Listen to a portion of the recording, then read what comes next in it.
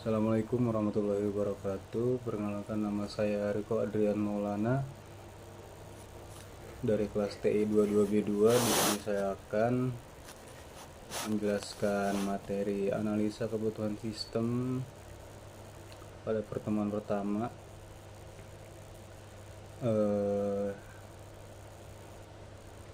Video ini dibuat untuk memenuhi kebutuhan tugas analisa kebutuhan sistem. Langsung saja, analisa kebutuhan sistem adalah proses untuk mengidentifikasi, menggali, dan mendokumentasikan kebutuhan yang harus dipenuhi oleh sebuah sistem. Ini mencakup aspek fungsional dan non-fungsional, seperti fitur-fitur yang diinginkan, kinerja yang diharapkan, dan kendala-kendala yang harus diatasi. Analisis kebutuhan sistem dilakukan oleh seorang analisis yang bertanggung jawab untuk berkomunikasi dengan stakeholder, memahami kebutuhan mereka, dan menerjemahkan kebutuhan tersebut ke dalam bentuk yang dapat diimplementasikan oleh tim pengembang. Peran analis kebutuhan juga termasuk memastikan bahwa solusi yang dihasilkan memenuhi ekspektasi dan tujuan bisnis. Langkah-langkah dalam analisis kebutuhan sistem melibatkan yang pertama yaitu pengumpulan data, melibatkan teknik wawancara, observasi, dan studi dokumen untuk mendapatkan pemahaman yang mendalam tentang kebutuhan. Yang kedua yaitu dokumentasi kebutuhan, mengorganisir dan mendokumentasikan kebutuhan dalam bentuk yang dapat dimengerti oleh semua stakeholder.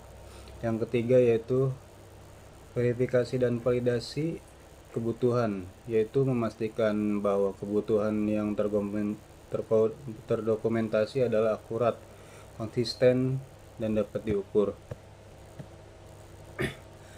Selanjutnya, kebutuhan sistem dibagi menjadi dua jenis utama, yaitu kebutuhan fungsional dan kebutuhan non-fungsional.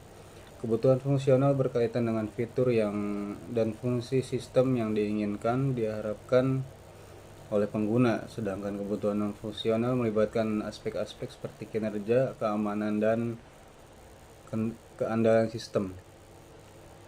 Analisis kebutuhan memainkan peran yang penting dalam pengembangan sistem dengan memastikan pemahaman yang mendalam tentang kebutuhan pengguna dan organisasi.